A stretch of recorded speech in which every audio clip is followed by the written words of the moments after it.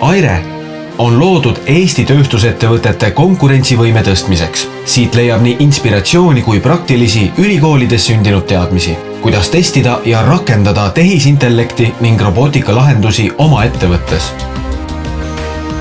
Selleks on loodud Aire demoprojektid, näiteks Tartu Ülikooli Tehnoloogia Instituudi ja Kliinikumi autonoomse transpordiroboti projekt.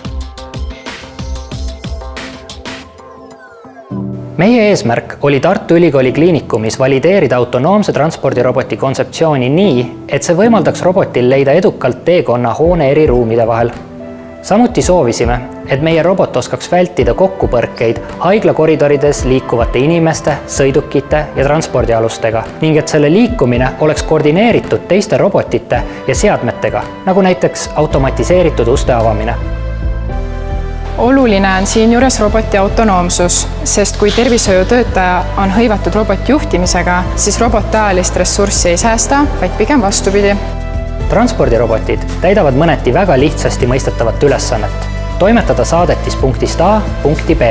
Esmapilgul polegi väga vahet, kas saadetiseks on e-poest tellitud kaup või laboriproovid.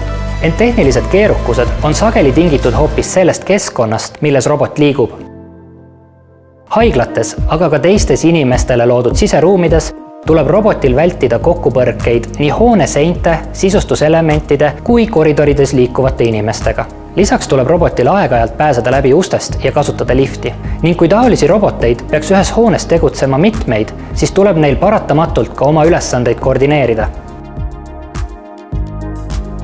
Kuna robotid ja tehnoloogia on aina rohkem inimestel abiks, siis tulevikus näeme seda rohkem ka enda töös. Suureks abiks oleksid patsiendi turvalisust tõhustavad robotid, transportrobotid ja haiglas saaks roboteid kasutada veel ka teejuhatajatena, et suunata patsiente õige korpuseni.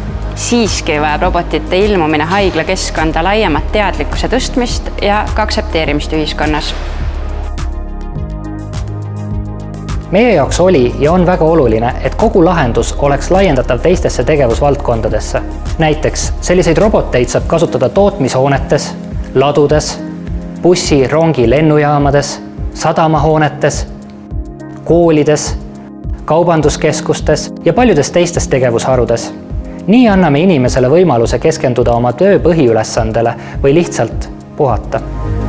Just sellised demoprojektid nagu autonoomne transpordirobot aitavad Airel seista kogu Eesti tööstuse arengu ja innovatsiooni eest.